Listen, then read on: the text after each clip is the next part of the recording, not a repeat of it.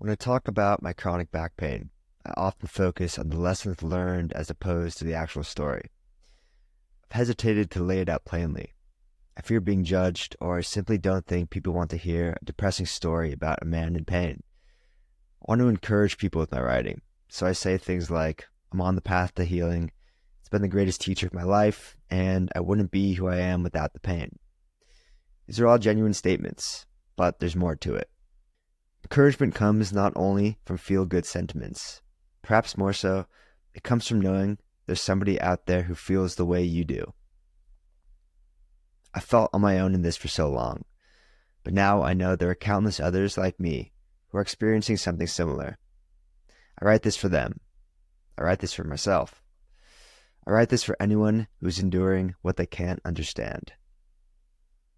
I had a low back injury 7 years ago when I was 21 doing lunges at the gym. The specifics of the first few months, even the first few years of what the pain was like, are lost in my memory. I imagine I tried to act as if the pain was just a normal injury and would disappear with time. Since then, I've felt chronic pain every day to some degree, primarily in my lower back around the SI joint, which links the pelvis and the lower spine, both sides of my hips, and the front and back of my hips. There's also pain in my mid-back, but less frequently. The entire framework of my body has felt completely out of whack, as once something gets triggered in one spot, the pain spreads. That's what happens with the back injury. The rest of the body compensates to pick up the slack of the lower back, and imbalances start to occur. Physically, I've just been getting by after the initial injury, able to live, train, and do normal activities at about 60% on my very best days. On my worst days, when I suffer what's known as a flare-up, it feels like something in my back bursts like a dam that's just holding on. Most commonly, the entirety of my hips burn like a forest fire, spreading across a ridge. A flare-up usually lasts a few days. Whether feeling decent or at my lowest, not a day has gone by in 7 years where I'm not focused on my back pain. Be it a flare-up that takes me out physically with the low-grade, dull achiness I live with most of the time. I have to distract myself, which can be productive. More than the physical pain is the thought of how I might never return to the things I love again that take a devastating toll on my mental health. I dream nearly every night of playing sports like I used to. I try not to be envious of those with pain-free bodies, but it can be tough. Without a clear route to heal, the ocean of information regarding back pain has felt paralyzing. The modern treatment of back pain is to preserve the back, to do less and less of what we want until we're living like robots, unable to use our backs at all. I won't accept that. I've taken breaks from training for months at a time, doing nothing physically but walking. That hasn't helped either. The pain is less aggravated, but it's still there. Doing nothing won't solve this. We're meant to move like kids, playing without thinking about our bodies. I won't stop training, building, learning, and improving until that is my reality. After countless sessions with physical therapists and chiropractors, as well as both obscure and top-of-the-line modalities, nothing has ever felt like a genuine answer that gets to the root of the problem. These practitioners want to help, and they do try, yet they just don't know what to do. Sometimes they've literally put their hands up and just said, I can't figure this out. You're too young for this. I've heard this repeatedly. But pain doesn't age discriminate. Being young doesn't mean you shouldn't feel pain, and being old doesn't mean you should. Most of those treating the pain haven't had it themselves on this level, if at all. They suggest band-aids, the well-known moves and routines to ease back pain for a little, but I just know these exercises won't fix this. I've ruled surgery out, as I've heard more unsuccessful surgery stories than successful ones. Surgery won't magically fix the pain, and it very well may make it worse. There's something deeper here that needs to be rebuilt, not cracked, fused, or numbed. It's felt like I've been wandering in the darkness for the entirety of my adult life. I've broken down crying time after time, only to get back up to try to live a normal life again. I've cried to my friends, my family. But there's nothing they can do, and I know that. I feel bad when talking to people about it because I don't expect anyone to know what to say. But it hurts to cry alone. and I just need somebody to listen. That's all I need. Often what anybody in pain needs, not an answer, but somebody to listen without judgment. The fear, hypersensitivity, and uncertainty have at many points taken over my life. I've tried to remember the day the injury happened, the time frame and specifics, so I could learn from it. At other times, I've tried to suppress what had happened, literally trying to forget how many years it's been, trying to forget myself, my past, my mistake. But the only thing I've forgotten is what it's like to be pain-free. I felt lost for so long, not nearly as long as some dealing with this, I've realized. Nevertheless, it feels like an integral aspect of my 20s has been taken from me, my physical ability. It's hard to explain or even understand the pain I've had to come to terms with. Am I going to be the guy with back pain for the rest of my life when sports used to be everything to me? It's a battlefield in my mind fighting off these negative thoughts. Is it even in the body anymore, or is this all in my head? I often wonder. What do I need to learn from this to move on? I'm endeavoring to go deeper emotionally and spiritually too, to help unlock this puzzle. But sometimes I just want to break. It feels unmanageable, like I just can't handle it all. But I'm doing my best. Those are the facts. Here's what I've done with them, as the lessons I've learned are more than just feel-good sentiments. They are my truth, the framework of my destiny, all that keeps me from letting the heavy cloud of pain overshadow my existence. I've still pursued the life I long to live, moving to Osaka, Japan, and now Tokyo, which was once an absolutely wild fucking dream. I've done this while just trying, hoping, believing this pain will one day leave me be. But it hasn't, and it won't without the necessary work.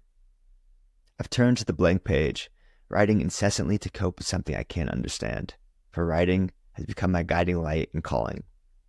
I've turned to classic wisdom and contemporary thinkers to understand the hero's journey, how all heroes must head into the cave and endure a season of darkness, a trial by fire, from which they emerge changed, deeper, strengthened, with wisdom to share with those who need it. With each labored step, each passing day, I've come to understand that we're all dealing with something beneath the surface, no matter who we are. This is my challenge, and I will not only bear it, I will love it.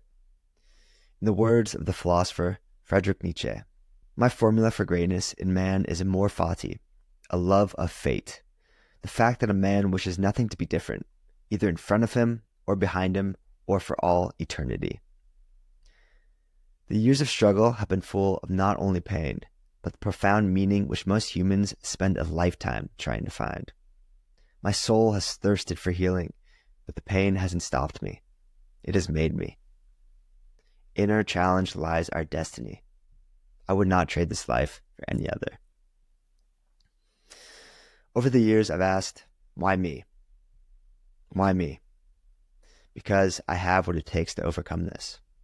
Because it's my purpose to share what I learn on this path, to bring not only myself out of the darkness, but others too who need these words. I'm on my way out. I know I am.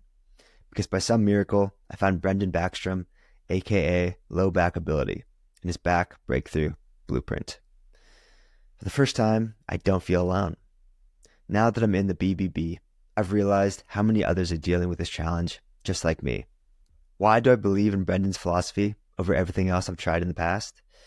Because the BBB isn't a back band-aid that only helps you survive until your next flare-up.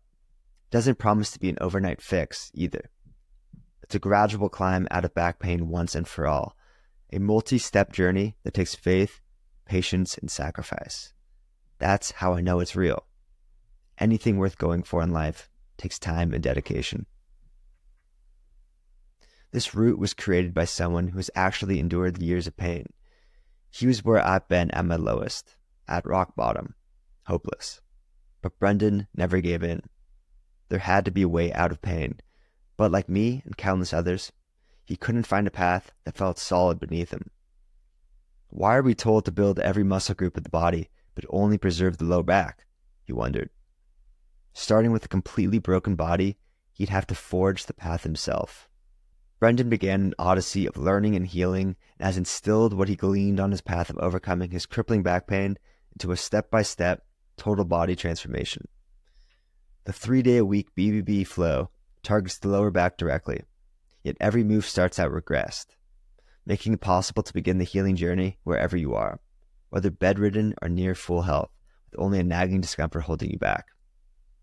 I'm still very much on the journey, yet every day, while doing the training outlined in the program, I have visions of who I will be when I overcome this pain. On the weekly calls with Brendan, we share what we're going through, our trials and victories. Just knowing there are others all over the world who are fighting, healing, hurting, and growing, just like me, makes all the difference. There are still many difficult days. I sometimes wish to just give in to the depression and let this heavy cloud envelop me. But I won't give up. To do so would be to throw away the years I've battled without even a semblance of a path out, and the shit I've done for myself despite the pain. To do so would be to close my eyes to the countless blessings I do have in my life, my friends and my family who want nothing more than to see me heal. I won't give in. My heart surges with energy as I think about my future, for I want to treat my body as best as I can, with love and compassion and respect for what we've been through, with full faith that this is not the end, but the very beginning of our adventure together. I'm 28. I've been in the program for nearly a year, but I won't put a timeline on my healing. It's taken 7 years to get into this state, and I have no idea how much longer it's going to take to get out of it. But I'm putting in the work, and I'm committed for the long haul. We have one body, one back, one life. There's no choice but to heal and thrive, or spend the rest of my days trying. This journey has instilled in me a will to never quit, something I'll carry for as long as I live, both in physical pursuits and otherwise. Years of back pain can make the thought of going back to regular life seem like a fantasy. Before joining the BBB, I couldn't fathom how life could return to normal. And I've realized that it won't if we don't believe it can. This road is not for the faint of heart. Even at my lowest, I've cultivated a delusional belief that I'm not only going to return to regular life, but that I'm going to be better than I've ever been. Because this is what it takes. Brendan and others from the BBB who have walked this path serve as proof that it is possible. If you're reading this, listening to this, and you're in pain, you must believe in the depths of your heart and soul that this pain can and will be nothing but a memory. I won't stop anything short of that. We weren't meant to live a life restricted.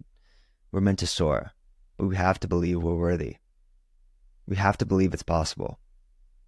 If you're in a low point, just keep going, because this will all turn around eventually. Keep the faith. I got it tattooed on my arm. So one day, when the pain is nothing but a memory, I'll remember and reflect with nothing but gratitude on what I made it through. You're here, and nothing that's come against you has altered your destiny. That was hard for me to understand, and something I still grapple with. I love to travel more than anything else in the world. I want to be the travel guy, exploring the far reaches of the earth, getting lost to find myself, living an active life without restrictions. There's this internal conflict inside of me. I can't do the thing I want to do more than anything else, which is travel freely and tell my story. I'm beyond blessed to travel more often than most. Fuck. I'm living in Japan. But I'm in pain. And it feels like by traveling, I'm not giving myself fully to healing. I don't know if that internal conflict is just fuel for the fire. It's often hard to see how this challenge hasn't diverted my path and aspirations. But perhaps I'm just not meant to live that life right now. The universe has something different in store. I have to believe something better. This challenge hasn't altered my destiny. It is my destiny. Growing up in Los Angeles, I was around a lot of surfers. My brother Duke was a competitive junior surfer. All my friends surfed. I was really the only one not as taken by it. I loved basketball and golf. Still do. I still surfed a bit, but I didn't really get into it until I got older. As a kid, my brother and my friends would always watch surf movies and videos, and I always felt like the only one who didn't give a shit. Recently, however, I laid in my bed in my room in Osaka, watching Castles in the Sky, a surf movie by one of the best surf filmmakers in the world, Taylor Steele. I had seen that one of my favorite songs was used in the movie, so I found it online. It's as if I was supposed to go and watch it. The story follows various surfers as they travel around the world to Asia, South America, India, and Africa. It conveys life in these places without dialogue, just a line from a beautiful poem at the beginning of every segment. The footage portrays people, cultures, communities, and this struck such a chord in me, as it feels like that's all I want in life right now. The movie brought tears to my eyes. My spirit craves travel to cultures that transport me to a primordial age. My heart yearns to gaze into the eyes of human beings so unlike me on the outside, so similar within. My eyes wish to look upon shining stars from mountaintops. My chest wants to climb to get there. My legs long to walk for miles without an end in sight, through nature that makes me feel unimaginably small, through skyscrapers and lights that make me feel unequivocally alive. My soul hopes to see the way people lived before the way they lived is lost.